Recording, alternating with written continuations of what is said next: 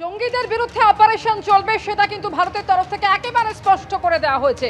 এরই মধ্যে গতকালও আমরা দেখেছি সংঘর্ষ বিরতির পরও পাকিস্তানের দিক থেকে আক্রমণ হয়েছে, আর সেই কারণে নতুন করে ব্ল্যাকআউট শুরু হয়। তবে অমৃতসরে আজ সকাল থেকে ব্ল্যাকআউট তুলে দেওয়া হলো, যদিও শহরের বাসিন্দাদের ঘর থেকে আপাতত না বেরোতে পরামর্শ দেওয়া হয়েছে প্রশাসনের তরফে। পার্থপ্রতিম ঘোষ সরাসরি এই মুহূর্তে রয়েছেন আমাদের সঙ্গে। পার্থপ্রতিম, নতুন করে আমরা দেখেছি গতকাল ফের ব্ল্যাকআউট হয়, যদিও আজ সকাল থেকে ব্ল্যাকআউট তুলে দেওয়ার ইতিমধ্যেই নির্দেশ দেওয়া হয়েছে। তবে অমৃতসরের মানুষ তারা তো এখনো আতঙ্কের মধ্যে রয়েছেন, কি বলছেন তারা?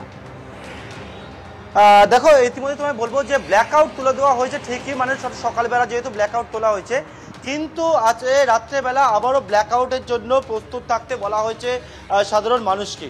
যে কোনো পরিস্থিতির জন্য প্রস্তুত থাকতে বলা হয়েছে, কারণ ইতিমধ্যে পাকিস্তান তাদের যে ভূমিকা দেখাচ্ছে সংঘর্ষ বিরতির মধ্যে যাওয়ার কথা বলেও যেরকমভাবে হামলার চেষ্টা গতকালে করেছে, তার জন্য কিন্তু এই ব্ল্যাকআউটটা করা হয়েছিল।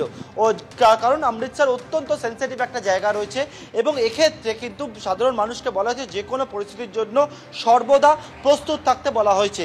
পাশাপাশি তোমাকে আরও বলবো যে আমরা দেখেছি অমৃতসর, পাঞ্জাবের বিভিন্ন জায়গায়, অমৃতসর, পাঠানকোট, বাটিন্ডা সহ একাধিক যে জায়গা, ফিরোজপুর, সেই জায়গায় পাকিস্তানের তরফ থেকে ড্রোন অ্যাটাক করার চেষ্টা করা হচ্ছিল।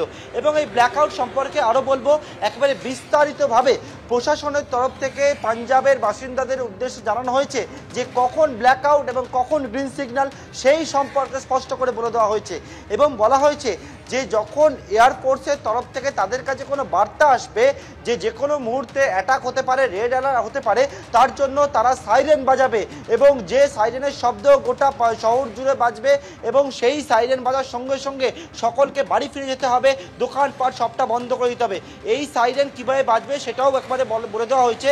টানা যে সাইরেন একবারে 5 মিনিট ধরে বাজবে, এবং কখনো তার শব্দ হাই স্পিডে থাকবে, কখনো সেটা ডাউন হবে, এবং সেটা 5 মিনিট ধরে বাজবে।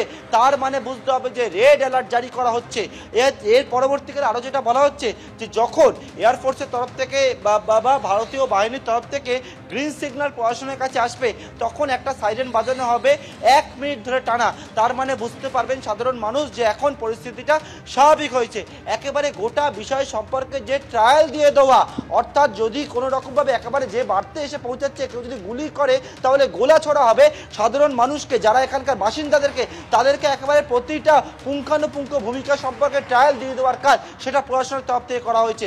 প্রশাসনের কাছে একেবারে ভারতীয় বাহিনীর তরফ থেকে প্রতিনিয়ত যোগাযোগ রেখে বলা হচ্ছে যদি কোনো রকমভাবে দেখা যায় যে আবারও পাকিস্তানের তরফ থেকে এরকম ভূমিকা গ্রহণ করা হচ্ছে, সঙ্গে সঙ্গে তারা কিন্তু এই রকম রেড অ্যালার্ট জারি করবে, এবং সেই ক্ষেত্রে সাইরেনের ব্যবস্থা করা হবে, এবং যা যা প্রস্তুতি নেওয়ার কথা বলা হয়েছে সাধারণ মানুষকে, প্রত্যেকটা মানুষকে একেবারে সেই ইনফরমেশন ইতিমধ্যেই প্রোভাইড করা হয়েছে। ধন্যবাদ পার্থপ্রতিম।